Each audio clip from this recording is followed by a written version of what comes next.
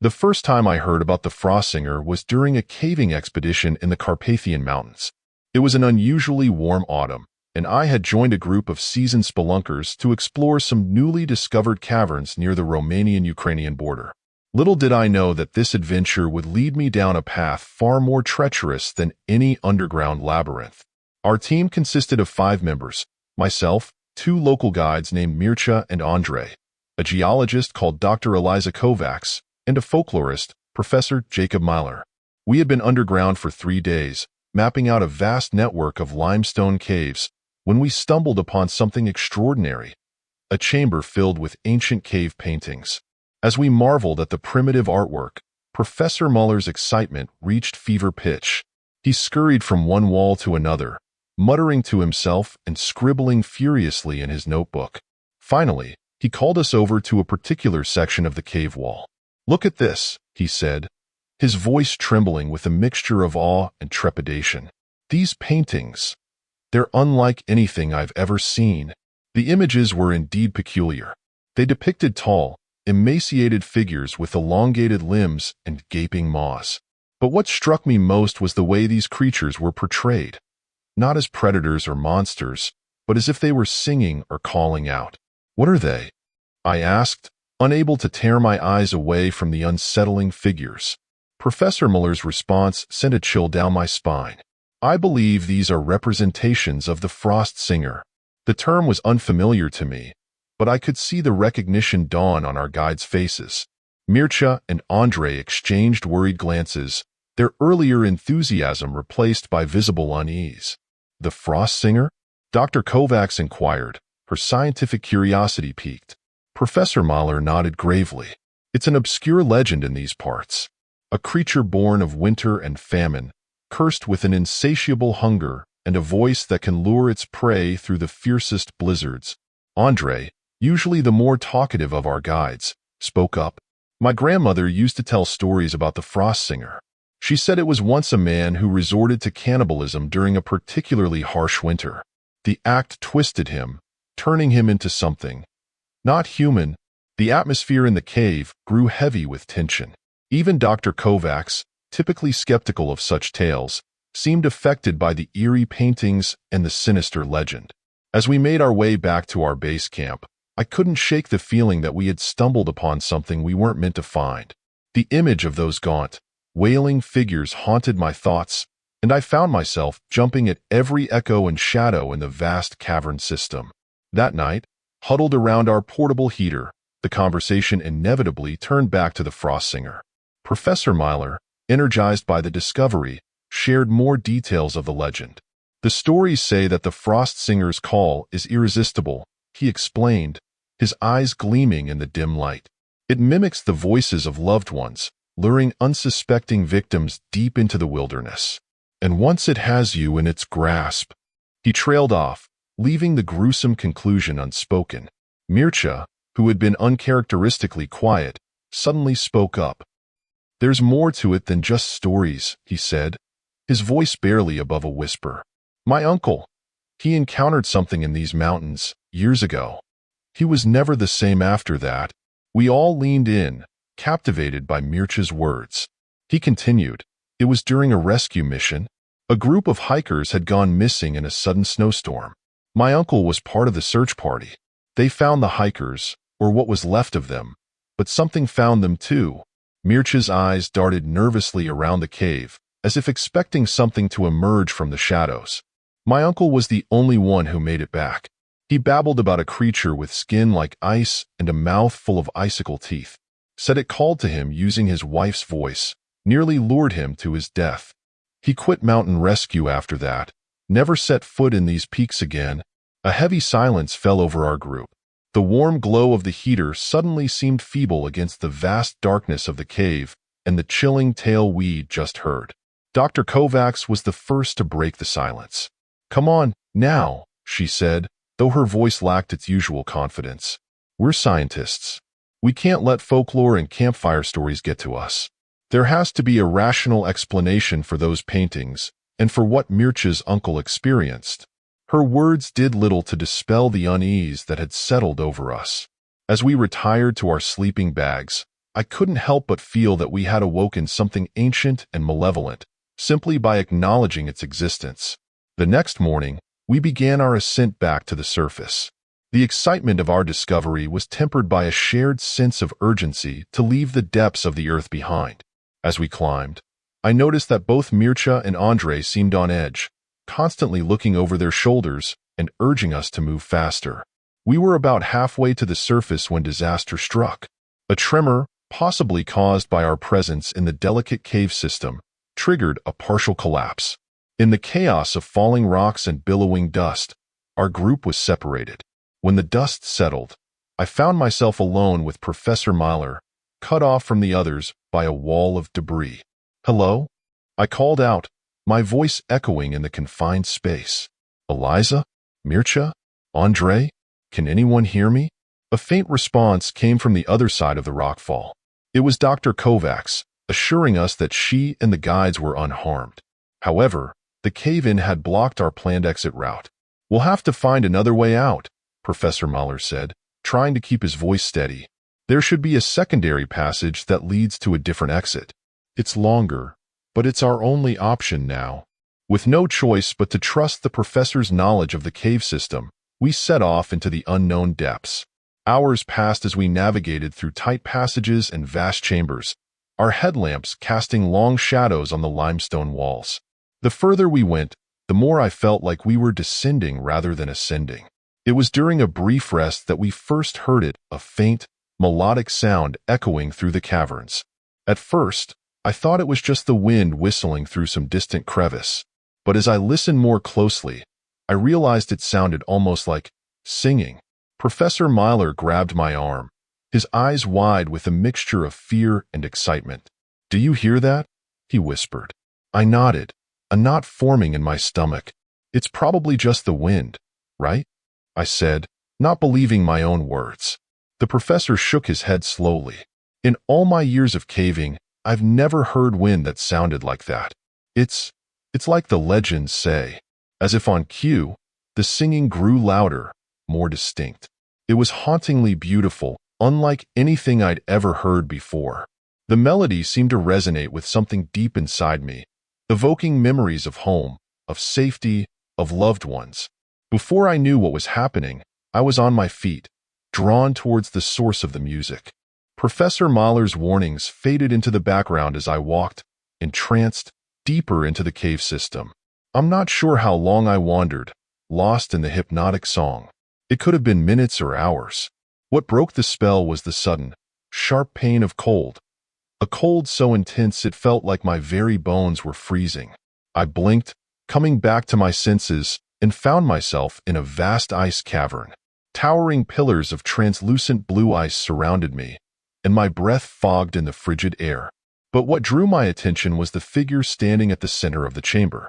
It was tall, impossibly so, its limbs elongated and spindly. Its skin was a pale, sickly blue, stretched tight over protruding bones. But its face was the stuff of nightmares. A mouth far too wide for its skull gaped open, revealing row upon row of jagged, icicle-like teeth. And its eyes, sunken deep into its skull, gleamed with an unnatural, hungry light. As I stood there, paralyzed with terror, the creature began to sing again. But this time, the beautiful melody was replaced by a cacophony of discordant notes that grated against my very soul. I clamped my hands over my ears, but the sound seemed to penetrate directly into my mind. In that moment of clarity, I realized the true horror of the frost singer. It didn't just mimic the voices of loved ones.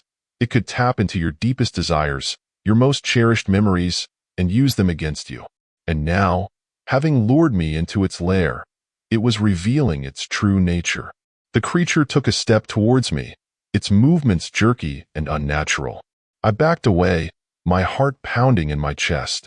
My foot slipped on the icy floor, and I fell hard, the impact knocking the wind out of me.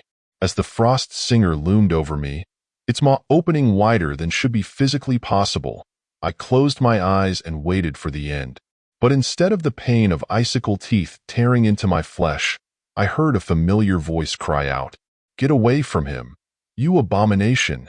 My eyes snapped open to see Professor Mahler charging into the chamber, wielding a makeshift torch fashioned from his backpack strap and what looked like hand sanitizer. The flames cast wild shadows across the ice cavern as the professor swung the torch at the frost singer. The creature recoiled from the fire, emitting a shriek that was part pain, part fury. It was a sound that would haunt my nightmares for years to come, the wail of a hunger that could never be satisfied, of a cold that could never be warmed. Taking advantage of the distraction, I scrambled to my feet and ran to the professor's side. Together, we backed away from the frost singer, keeping the torch between us and the monster. "We need to get out of here," Professor Mahler gasped, his eyes never leaving the creature. "The legends say they can't leave their frozen domains. If we can make it back to the warmer parts of the cave, we should be safe." Easier said than done. The frost singer, recovering from its initial shock, began to advance on us again. As we retreated, it started to sing once more. This time, I heard my mother's voice, calling out to me, begging me to help her. Every instinct in my body screamed at me to run towards the sound, to save her. It took every ounce of willpower I had to keep moving away. We ran through twisting ice tunnels, the professor's torch guttering in the freezing air. Behind us, the frost singer's calls echoed off the walls, a symphony of voices I knew and loved, all pleading for me to stop, to turn back. Just when I thought my legs would give out, when the cold had numbed me to the point where giving up seemed like a blessed relief, we burst through a narrow crevice into a warmer cavern. The sudden change in temperature was like a physical blow. We didn't stop running until the sound of the frost singer's calls had faded completely. Finally, gasping for breath, we collapsed against a limestone wall. Did that really just happen? I panted, my mind struggling to process what we'd just experienced. Professor Mahler nodded grimly. "I'm afraid so. We've just had an encounter that most folklorists would give their right arm to document. And we're lucky to have survived it." As the adrenaline wore off, the full impact of our ordeal hit me. I began to shake uncontrollably, tears streaming down my face. The professor put a comforting hand on my shoulder, his own eyes glistening with unshed tears. "It's okay," he said softly. "We're safe now, but we need to keep moving. The others will be worried sick about us." It took us several more hours of careful navigation, but we finally reunited with Dr. Kovacs and our guides. The joy and relief on their faces quickly turned to concern as they took in our haggard appearance and wild eyes. We told them everything about the ice cavern, the frost singer, our narrow escape. To my surprise, they believed us without question. Perhaps it was the conviction in our voices, or maybe they had experienced something similar during our separation. Whatever the reason, there was no doubt in anyone's mind that we needed to get out of these caves as quickly as possible. Our ascent to the surface was a blur of exhaustion and lingering fear. Every shadow seemed to hide a lurking threat, every echo a distant, alluring song. When we finally emerged into the crisp mountain air, the warm sunlight on my face felt like the most beautiful thing I had ever experienced. The aftermath of our expedition was complicated. Dr. Kovacs, ever the scientist, wanted to mount another expedition to study the ice caverns and possibly gather evidence of the frost singer's existence. Mircea and Andrei, on the other hand, vowed never to enter those caves again, and I couldn't blame them.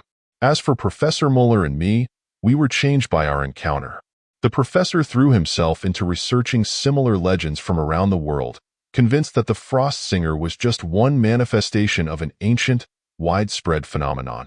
I tried to move on with my life, to pretend that what I had experienced was just a hallucination brought on by stress and lack of oxygen.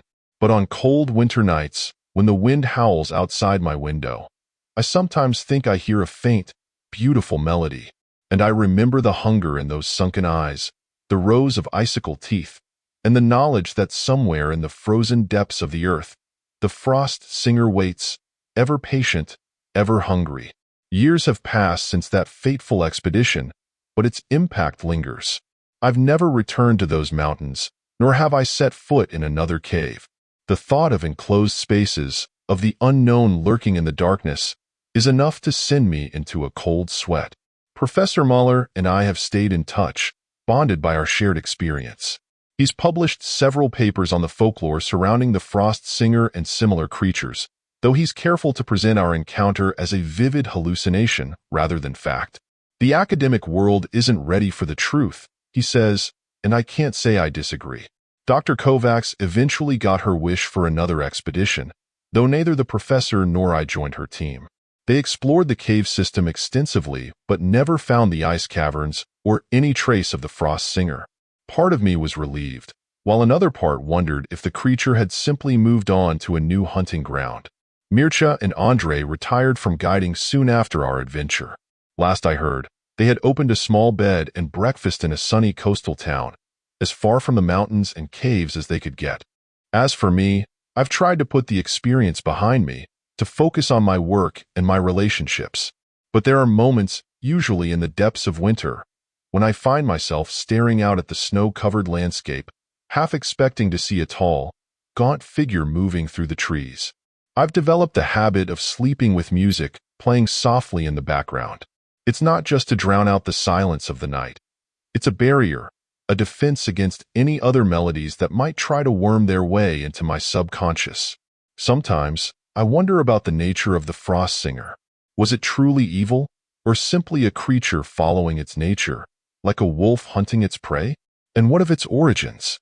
Was Andrei's grandmother right? Was it once a man, twisted by desperation and hunger into something inhuman? Or was it something older, something that had always existed in the cold, dark places of the world? These questions haunt me, but I've learned to live with them. I've also learned to appreciate the warmth of human connection more than ever before. Every shared meal, every laugh with friends, every moment of joy feels like a victory against the cold emptiness that the frost singer embodied. There are nights when I dream of the ice cavern. In these dreams, I'm running through endless frozen tunnels, the song of the frost singer echoing all around me. But unlike in reality, in these dreams I can't resist its call. I turn, ready to embrace the cold and the hunger, only to wake up gasping, my sheets soaked with sweat. On those nights, I call Professor Muller, regardless of the hour. He always answers, and we talk until the sun comes up. We rarely discuss the frost singer directly, but we both know why I've called. He understands the need for reassurance, for a human voice to drown out the memory of that otherworldly song. I've tried to find rational explanations for what we experienced. Could it have been some sort of shared delusion? Thanks for watching. If you enjoyed this video on the legend of the frost singer, be sure to give it a thumbs up. It really helps the channel grow.